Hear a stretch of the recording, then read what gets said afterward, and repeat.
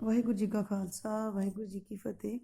ਪਿਆਰੇ ਵਿਦਿਆਰਥੀਓ, ਅੱਜ ਅਸੀਂ ਲੈਸਨ ਨੰਬਰ 27 ਸੰਸਦ, ਜਿਹਦੇ ਵਿੱਚ ਅਸੀਂ ਉਹਦੀ ਬਣਤਰ, ਉਹਦੀਆਂ ਵਿਸ਼ੇਸ਼ਤਾਵਾਂ ਤੇ ਉਹਦੀ ਸਥਿਤੀ, ਉਹਦੀ ਭੂਮਿਕਾ ਕੀ ਹੈ, ਇਹਦੇ ਬਾਰੇ ਪੜ੍ਹਾਂਗੇ। ਇਸ ਚੈਪਟਰ ਵਿੱਚ ਬੇਟਾ ਪਿੱਛੇ ਤੁਸੀਂ ਸੰਸਦ ਦੀ ਬਣਤਰ ਬਾਰੇ ਪੜ੍ਹਿਆ ਤੇ ਸੰਸਦੀ ਪ੍ਰਣਾਲੀ ਨੂੰ ਅਪਣਾਉਣ ਦੇ ਕਾਰਨ ਬਾਰੇ ਪੜ੍ਹਿਆ ਸੀ ਕਿ ਕਿਉਂ ਅਪਣਾਈ ਗਈ ਤੇ ਸੰਸਦੀ ਸ਼ਾਸਨ ਪ੍ਰਣਾਲੀ ਦਾ ਢਾਂਚਾ ਕਿੱਥੋਂ ਲਿਆ ਗਿਆ ਸੀ, ਇੰਗਲੈਂਡ ਦੇ ਸੰਵਿਧਾਨ ਤੋਂ। ਸੋ ਅੱਜ ਅਸੀਂ ਜਿਹੜਾ ਟੌਪਿਕ ਕਰਨਾ ਹੈ ਉਹ ਹੈ ਕਾਨੂੰਨ ਬਣਾਉਂਦੇ ਸਮੇਂ ਸੰਸਦ ਦੀ ਭੂਮਿਕਾ, ਕਿ ਦੇਸ਼ ਵਿੱਚ ਕਾਨੂੰਨ ਕਿਵੇਂ ਬਣਦਾ ਹੈ। ਜਿਵੇਂ ਅਸੀਂ ਪਿੱਛੇ ਵੀ ਪੜ੍ਹਿਆ ਕਿ ਸਰਕਾਰ ਦੇ ਬੇਟਾ 3 ਮੇਨ ਅੰਗ ਹੁੰਦੇ ਆ: ਵਿਧਾਨ ਪਾਲਿਕਾ, ਕਾਰਜਪਾਲਿਕਾ ਤੇ ਨਿਆਂਪਾਲਿਕਾ। ਵਿਧਾਨ ਪਾਲਿਕਾ ਦਾ ਕੰਮ ਕਾਨੂੰਨ ਬਣਾਉਣਾ, ਕਾਰਜਪਾਲਿਕਾ ਦਾ ਕੰਮ ਬੇਟਾ ਕਾਨੂੰਨਾਂ ਨੂੰ ਲਾਗੂ ਕਰਨਾ, ਤੇ ਨਿਆਂਪਾਲਿਕਾ ਦਾ ਕੰਮ ਕਿ ਜੇਕਰ ਕਿਸੇ ਕਾਨੂੰਨ ਦੀ ਉਲੰਘਣਾ ਹੁੰਦੀ ਹੈ ਤੇ ਉਹਦੇ ਪ੍ਰਤੀ ਉਚਿਤ ਕਦਮ ਜਿਹੜੇ ਉਹ ਚੁੱਕਣੇ। ਸੋ ਕਾਨੂੰਨ ਬਣਾਉਣ ਦਾ ਕੰਮ ਕਿਹਦੇ ਕੋਲ ਵਾ? ਵਿਧਾਨ ਪਾਲਿਕਾ ਕੋ। ਵਿਧਾਨ ਪਾਲਿਕਾ ਨੂੰ ਕੀ ਕਹਿੰਦੇ? ਔਰ ਸੰਸਦ।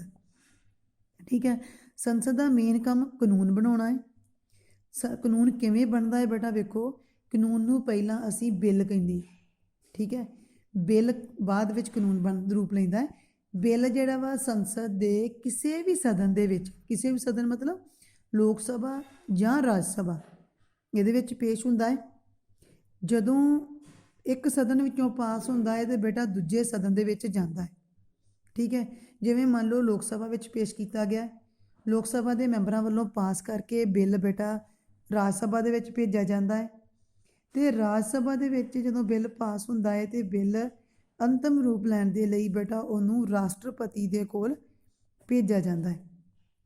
ਠੀਕ ਹੈ, ਜਦੋਂ ਰਾਸ਼ਟਰਪਤੀ ਬਿੱਲ ਦੇ ਉੱਪਰ ਸਾਈਨ ਕਰਦਾ ਹੈ ਤੇ ਉਦੋਂ ਬਿੱਲ ਬੇਟਾ ਜਿਹੜਾ ਵਾ ਉਹ ਕਾਨੂੰਨ ਦਾ ਰੂਪ ਲੈਂਦਾ ਹੈ, ਉਹਨੂੰ ਫਿਰ ਅਸੀਂ ਕਾਨੂੰਨ ਕਹਿੰਦੇ। ਠੀਕ ਹੈ, ਤੇ ਵੈਸੇ ਤਾਂ ਕੋਈ ਸਧਾਰਨ ਬਿੱਲ ਜਿਹੜਾ ਵਾ ਕਿਸੇ ਵੀ ਸਦਨ 'ਚ ਪੇਸ਼ ਹੁੰਦਾ ਹੈ, ਪਰ ਜਿਹੜਾ ਧਨ ਨਾਲ ਸੰਬੰਧਿਤ ਬਿੱਲ ਹੈ, ਜਿਹਨੂੰ ਅਸੀਂ ਵਿੱਤੀ ਬਿੱਲ ਦਾ ਨਾਮ ਹੀ ਦਿੰਦੇ ਹਾਂ, ਇਹ ਹਮੇਸ਼ਾ ਹੀ ਲੋਕ ਸਭਾ ਦੇ ਵਿੱਚ ਪੇਸ਼ ਹੁੰਦਾ ਹੈ। ਲੋਕ ਸਭਾ ਜਿਹੜਾ ਕਿ ਸਾਡਾ ਹੇਠਲਾ ਸਦਨ ਹੈ। ਠੀਕ ਹੈ, ਰਾਜ ਸਭਾ ਉੱਪਰਲਾ ਸਦਨ ਮੰਨਿਆ ਜਾਂਦਾ ਹੈ, ਲੋਕ ਸਭਾ ਹੇਠਲਾ ਸਦਨ ਹੈ। ਠੀਕ ਹੈ, ਤੇ ਜੇਕਰ ਕਿਸੇ ਬਿੱਲ ਨੂੰ ਲੈ ਕੇ ਦੋ ਸਦਨਾਂ ਦੇ ਵਿਚਕਾਰ ਮਤਭੇਦ ਹੁੰਦਾ ਹੈ, ਠੀਕ ਹੈ, ਤੇ ਕੌਣ ਸਮਾਗਮ ਬੁਲਾਉਂਦਾ? ਰਾਸ਼ਟਰਪਤੀ।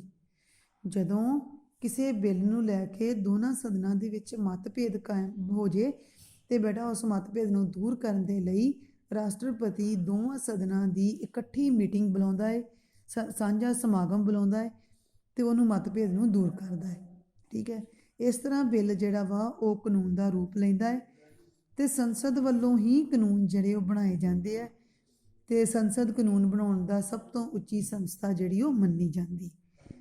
ਨੈਕਸਟ ਸਾਡੀ ਆਉਂਦੀ ਹੈ ਸਰਕਾਰ ਦੀ ਸੰਸਦ ਪ੍ਰਤੀ ਜਵਾਬਦੇਹੀ।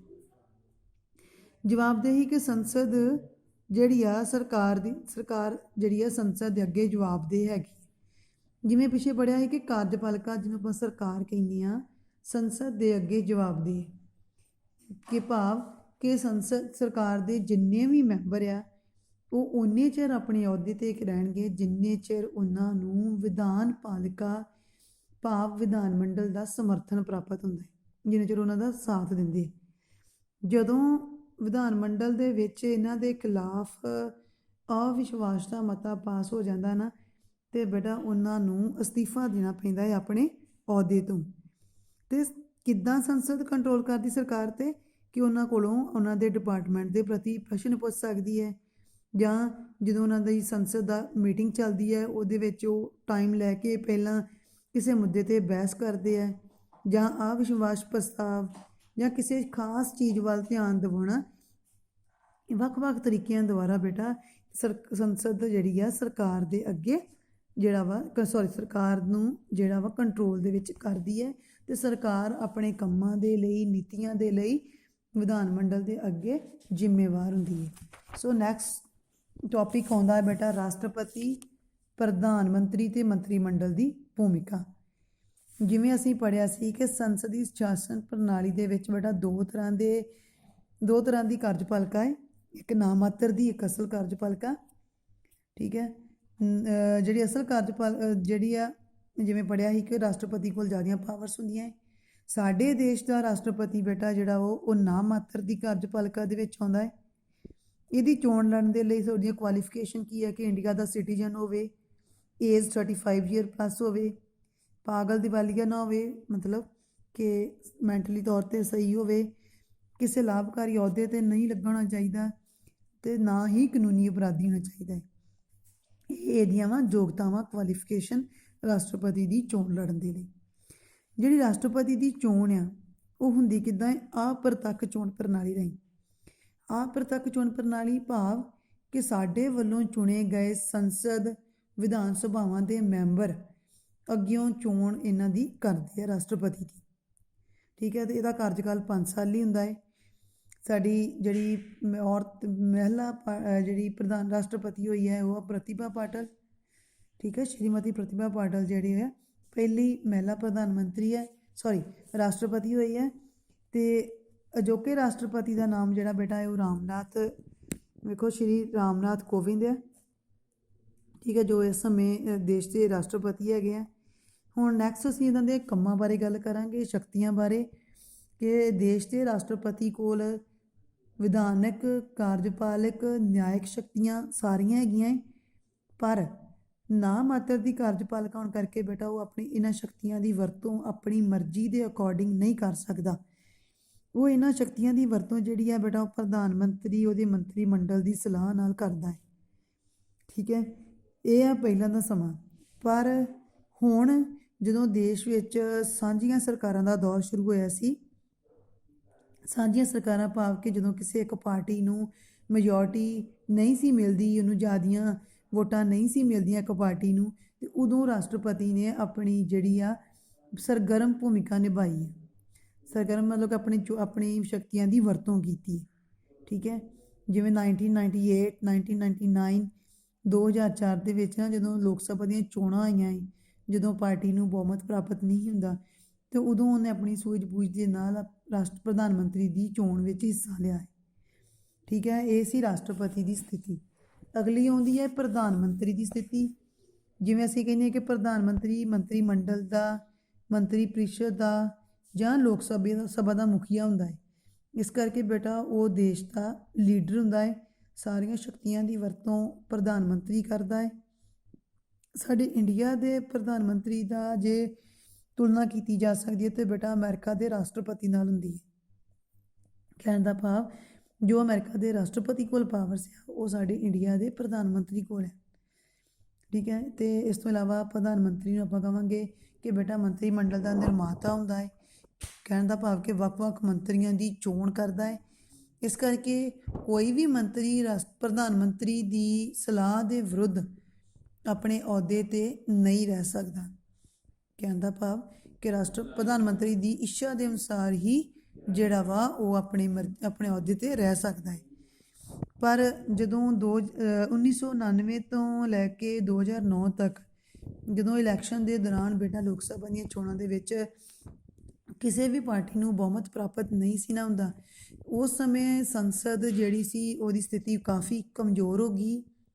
ਠੀਕ ਹੈ, ਕਿਉਂਕਿ ਉਸ ਸਮੇਂ ਬੇਟਾ ਜਿਹੜੀਆਂ ਸਰਕਾਰਾਂ ਸੀ ਉਹ ਰਲੀਆਂ ਮਿਲੀਆਂ ਪਾਰਟੀ ਦੀਆਂ ਬਣਦੀਆਂ ਸੀ, ਅਤੇ ਉਹਨਾਂ ਪਾਰਟੀਜ਼ ਨੂੰ ਲੈ ਕੇ ਜਿਹੜੀ ਸਰਕਾਰ ਦੇਸ਼ ਦਾ ਸ਼ਾਸਨ ਪ੍ਰਬੰਧ ਚਲਾਉਣਾ ਜਿਹੜਾ ਮੁਸ਼ਕਲ ਸੀ। ਪਰ 16ਵੀਂ ਲੋਕ ਸਭਾ ਦੇ ਦੌਰਾਨ ਜਦੋਂ BJP ਨੂੰ ਮੈਜੋਰਟੀ ਮਿਲੀ, ਉਸ ਤੋਂ ਬਾਅਦ ਹੀ ਸੰਸਦ ਦੀ ਸਥਿਤੀ ਜਿਹੜੀ ਮੁੜ ਮਜ਼ਬੂਤ ਹੋਣੀ ਸ਼ੁਰੂ ਹੋਈ ਹੈ। ਠੀਕ ਹੈ, ਇਹੀ ਪ੍ਰਧਾਨ ਮੰਤਰੀ ਦੀ ਸਥਿਤੀ। ਪਹਿਲਾਂ ਰਾਸ਼ਟਰਪਤੀ ਦੀ ਕੀਤੀ, ਹੁਣ ਪ੍ਰਧਾਨ ਮੰਤਰੀ ਦੀ ਕੀਤੀ ਹੈ। ਨੈਕਸਟ ਅਸੀਂ ਪੜ੍ਹਾਂਗੇ ਕਿ ਰਾਸ਼ਟਰਪਤੀ ਦੀਆਂ ਸ਼ਕਤੀਆਂ ਬਾਰੇ ਪੰਡਿਤ ਜਵਾਹਰ ਲਾਲ ਨਹਿਰੂ ਅਤੇ ਡਾਕਟਰ ਰਾਜਿੰਦਰ ਪ੍ਰਸਾਦ ਦੀ ਆਪਸੀ ਵਿਚਾਰ ਵਟਾਂਦਰੇ ਬਾਰੇ। ਡਾਕਟਰ ਰਾਜਿੰਦਰ ਪ੍ਰਸਾਦ ਕੌਣ ਸੀ? ਸਾਡੇ ਦੇਸ਼ ਦੇ ਆਜ਼ਾਦ ਭਾਰਤ ਦੇ ਪਹਿਲੇ ਪ੍ਰਧਾਨ ਮੰਤਰੀ। ਠੀਕ ਹੈ, ਡਾਕਟਰ ਰਾਜਿੰਦਰ ਪ੍ਰਸਾਦ ਪਹਿਲੇ ਰਾਸ਼ਟਰਪਤੀ, ਅਤੇ ਪੰਡਿਤ ਜਵਾਹਰ ਲਾਲ ਨਹਿਰੂ ਜਿਹੜੇ ਸੀ ਉਹ ਸਾਡੇ ਦੇਸ਼ ਦੇ ਪਹਿਲੇ ਪ੍ਰਧਾਨ ਮੰਤਰੀ ਹੋਏ ਆ। ਦੋਵੇਂ ਬਹੁਤ ਵਧੀਆ ਲੀਡਰ ਸੀ, ਆਪਣੇ ਅਹੁਦੇ 'ਤੇ ਜਿਹੜੇ ਉਹ ਰਹੇ, 2-2 ਵਾਰ ਚੁਣੇ ਗਏ ਆਪਣੀ ਕਾਬਲੀਅਤ ਕਹਿ ਲਓ ਉਹਦੇ ਅਕੋਰਡਿੰਗ। ਡਾਕਟਰ ਰਾਜਿੰਦਰ ਪ੍ਰਸਾਦ ਜਿਹੜੇ ਸੀ ਉਹ ਬੇਟਾ ਰਾਸ਼ਟਰਪਤੀ ਦੇ ਅਹੁਦੇ ਲਈ ਵੱਧ ਸ਼ਕਤੀਆਂ ਦੇਣ ਦੇ ਪੱਖ ਵਿੱਚ ਸੀ, ਕਿਉਂਕਿ ਉਹ ਸੈਂਟਰ ਨੂੰ ਮਜ਼ਬੂਤ ਬਣਾਉਣਾ ਚਾਹੁੰਦੇ। ਜਦਕਿ ਪੰਡਿਤ ਜਵਾਹਰ ਲਾਲ ਨਹਿਰੂ ਜਿਹੜੇ ਸੀ ਉਹ ਸੈਂਟਰ ਨੂੰ ਮਜ਼ਬੂਤ ਤੇ ਬਣਾਉਣਾ ਚਾਹੁੰਦੇ ਸੀ, ਪਰ ਜ਼ਿਆਦੀਆਂ ਪਾਵਰਸ ਜਿਹੜੀਆਂ ਸੀ ਉਹ ਪ੍ਰਧਾਨ ਮੰਤਰੀ ਤੇ ਮੰਤਰੀ ਮੰਡਲ ਨੂੰ ਦੇਣਾ ਚਾਹੁੰਦੀ। ਇਹੀ ਇਹਨਾਂ ਦੇ ਵਿਚਾਰਾਂ ਦਾ ਆਪਸੀ ਡਿਫਰੈਂਸ ਕੀ ਸੀ। ਪਰ ਫਿਰ ਵੀ ਇਹ ਆਪਣੇ ਜਿਹੜੇ ਸੀ ਦੋ ਦੋ ਵਾਰ ਆਪਣੇ ਅਹੁਦਿਆਂ ਤੇ ਲਗਾਤਾਰ ਜਿਹੜੇ ਨਿਯੁਕਤ ਹੋਏ। ਨੈਕਸਟ ਸਾਡਾ ਲੈਸਨ ਦਾ ਲਾਸਟ ਟੌਪਿਕ ਆਉਂਦਾ ਹੈ ਸੰਸਦ ਦੀ ਸਥਿਤੀ, ਕਿ ਕੀ ਸੰਸਦ ਦੀ ਇਸ ਸਮੇਂ ਸਥਿਤੀ ਹੈ। ਕਿਉਂਕਿ ਆਪਾਂ ਕਹਿੰਦੇ ਬੇਟਾ ਸੰਸਦ ਜਿਹੜੀ ਆ ਦੇਸ਼ ਦੀ ਸਭ ਤੋਂ ਵੱਡੀ ਉੱਚੀ ਸੰਸਥਾ ਹੈਗੀ ਹੈ ਕਾਨੂੰਨ ਬਣਾਉਣ ਦੀ। ਪੰਡਤ ਜਵਾਹਰ ਲਾਲ ਨਹਿਰੂ, ਲਾਲ ਬਹਾਦਰ ਸ਼ਾਸਤਰੀ ਤੇ ਸ਼੍ਰੀਮਤੀ ਇੰਦਰਾ ਗਾਂਧੀ, ਇਹਨਾਂ ਦੇ ਸਮੇਂ ਮੰਨਿਆ ਜਾਂਦਾ ਸੀ ਕਿ ਸੰਸਦ ਦੀ ਸਥਿਤੀ ਜਿਹੜੀ ਸੀ ਉਹ ਕਾਫੀ ਮਜ਼ਬੂਤ ਰਹੀ। ਪਰ ਜਿਵੇਂ ਪਿੱਛੇ ਪੜ੍ਹਿਆ ਕਿ ਜਦੋਂ ਰਲੀਆਂ ਮਿਲੀਆਂ ਸਰਕਾਰਾਂ ਦਾ ਦੌਰ ਸ਼ੁਰੂ ਹੋਇਆ, ਸੰਸਦ ਦੀ ਸਥਿਤੀ ਜਿਹੜੀ ਉਹ ਨੀਚੇ ਆਉਣੀ ਸ਼ੁਰੂ ਹੋ ਗਈ ਹੈ, ਡਾਊਨ ਜਾਣ ਰਹੀ ਹੈ।